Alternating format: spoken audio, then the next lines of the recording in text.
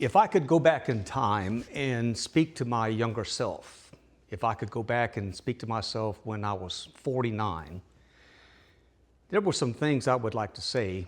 And one of the things that would top the list is simply this: Ronnie, you don't have as much time as you think you do. Now, I don't mean to say that in a depressing way, but I do mean to communicate it as a kind of wake-up call. Because when you're 49, 69 seems like a long ways off. It's 20 years, and admittedly, that is kind of a long time.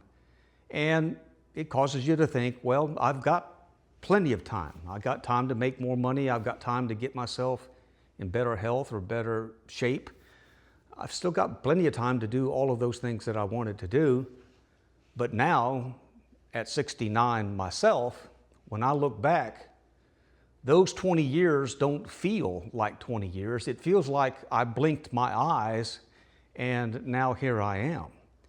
So if you're somewhere in your 40s or 50s or maybe even just turning 60 or so, this video could be for you, because I'm not going to tell you how to live your life, but I am going to tell you what I would tell myself if I could go back in time. So with that in mind, let's begin. Number one, if I could go back in time and speak to my younger self, it would be this: Ronnie, number one, money can be replaced, but time cannot. Now, when I was 49 years old, I understood the importance of money. I think we all do. I understood that I needed to make money, I needed to save money, I needed to prepare myself for retirement, and that I needed to do the best that I could to get myself financially secure. But what I didn't fully understand was the value of time and how much I would wish that I could get some of it back. For instance, if you lose $10,000 right now and you're a thrifty or savvy person, resourceful person, you can go back out and make $10,000 again or get that $10,000 back. But time is not like that at all. Once it's gone, and I think we all know that. If you're about 49 years old right now, what you do over the next decade or decade and a half is very critical for you, because this is going to be the last 10 or 15 years that you've got to be able to put yourself in the best possible position before you reach your mid-60s or reach your retirement years.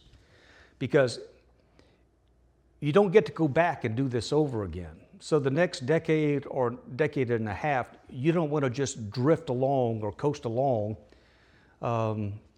maybe like you have done in your earlier decades, because you're getting down to the wire right now. So you've got about 10 or 15 years to make the best, or to put yourself in the best possible position you can possibly do.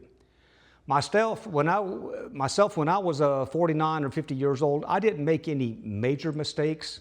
Of course, I made some, but I didn't make any major mistakes. I got a lot of things right. I paid off our home mortgage when I was 51 years old, which resulted in me being able to accelerate my savings, and my wife and I were both able to accelerate our savings, and then, of course, we were ultimately able to retire. However, I had no idea how quickly 20 years would pass, and that's the point I'm trying to get across right here. If I had it to do over again, I would spend less time on the job, find a way to retire earlier, and devote more of my personal time to recreational pursuits.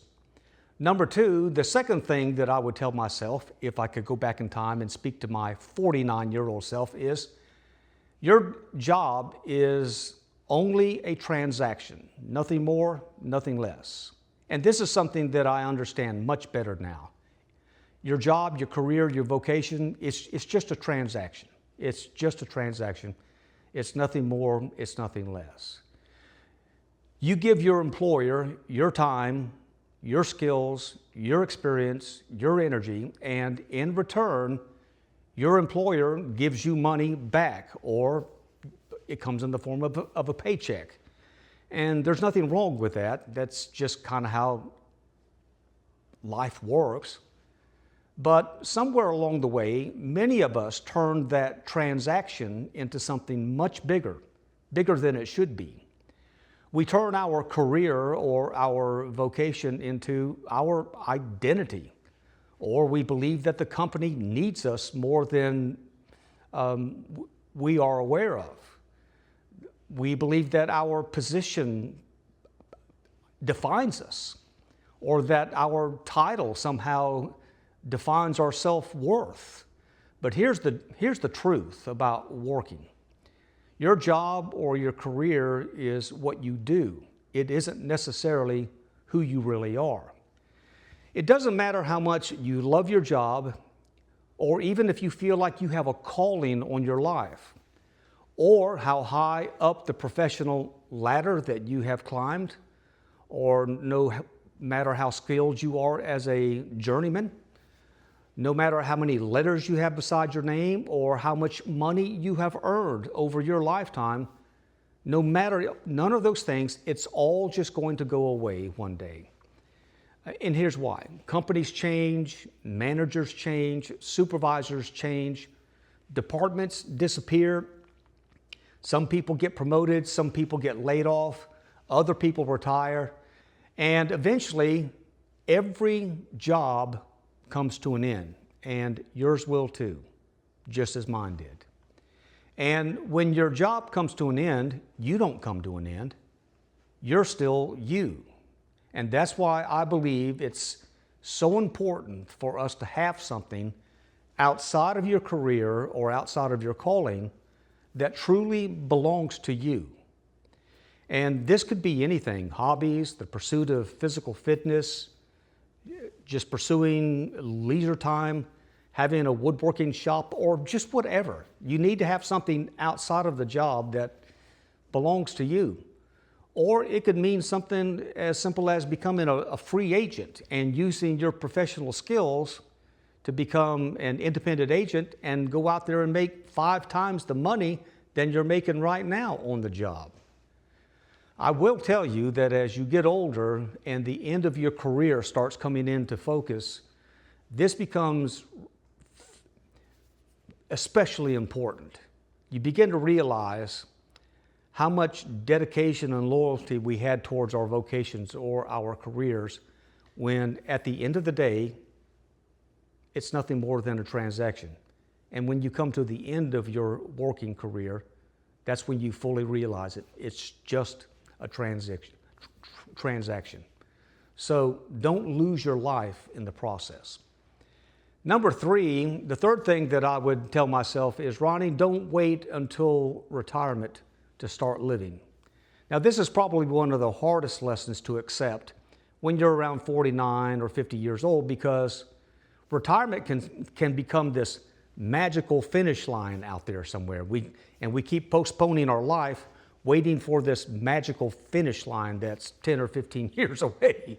You tell yourself, well, when I retire, I'll finally have time, or when I retire, I'm going to finally rest and relax. When I retire, I'm going to travel.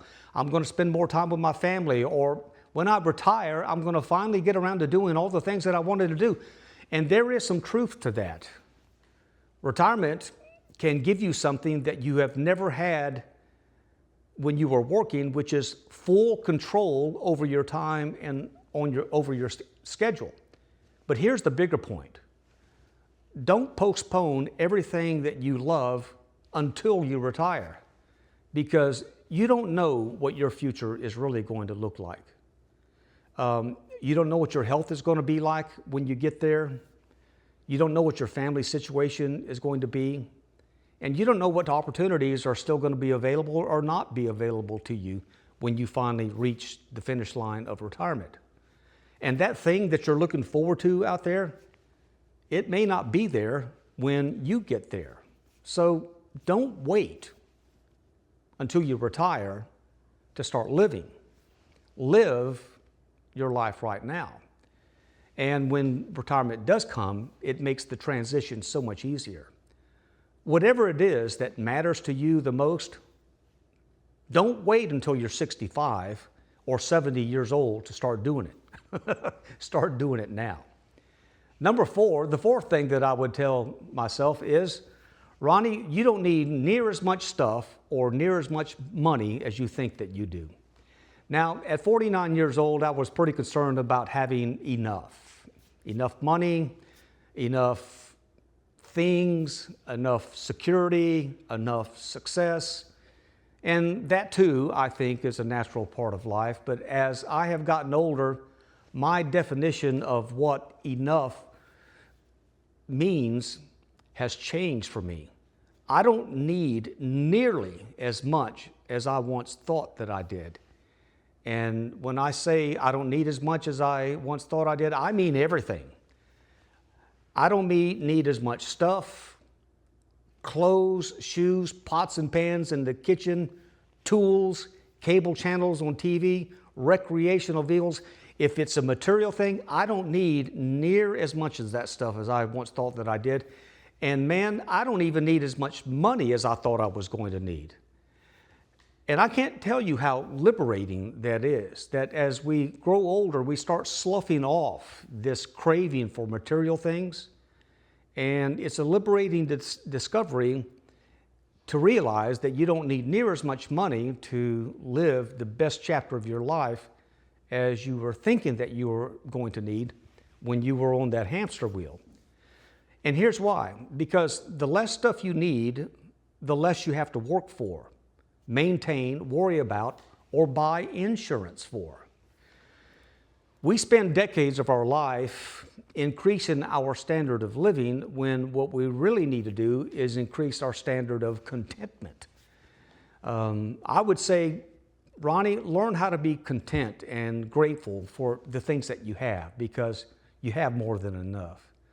I don't know what your life situation is, but if I could just make a broad stroke of the brush, if things in this country got 10 times worse than what they are right now, you would still be better off than 90% of the world.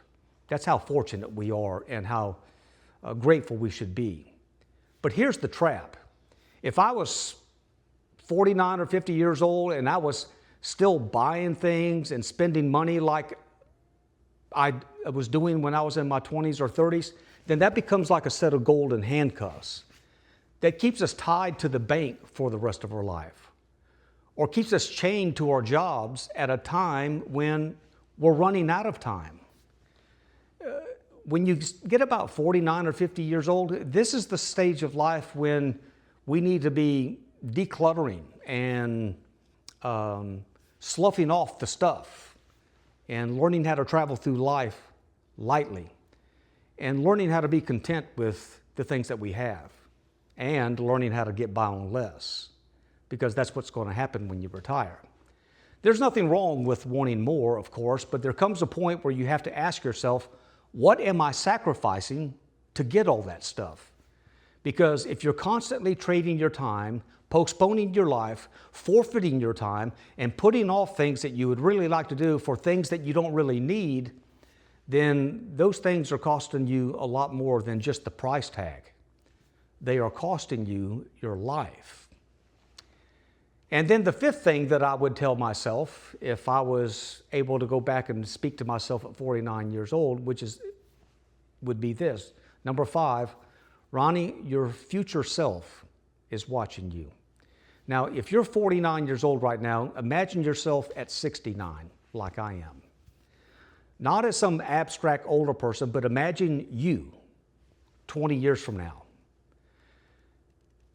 If you were 69, looking back at your 49-year-old self, what would you say to yourself? Would you say, you know, Joe, I wish you had really worked more? Maybe, but probably not.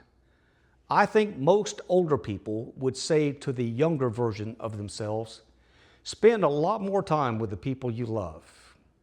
Take better care of yourself, your health, and your fitness. And stop worrying about what other people think about you. Don't wait to start living your life. Earn money. Earn as much as you can, but don't make it the measure of your life. Do something outside of work. Build something outside of work that's yours, that belongs to you 100%, because you don't want your whole life and identity wrapped up in corporate America somewhere. Learn how to enjoy ordinary days. And finally, pay attention. Pay close attention, because the next 20 years, they're going to go by a lot faster than you think. And so, take whatever is useful from my experience and apply it to your own life if you find it helpful. If you're 49 years old right now, you still have time. You've got a decade to a decade and a half to bring about a lot of positive changes and a lot of good things in your life. So right now it's critical to buckle down and do the things that you know how to do, the things that you know that you must do. So there you go. That's all for now. If you've enjoyed the video, hit that thumbs up button that you'll find down below. Please like, share, and subscribe. I'm Ronnie. Take care, and we'll see you next time.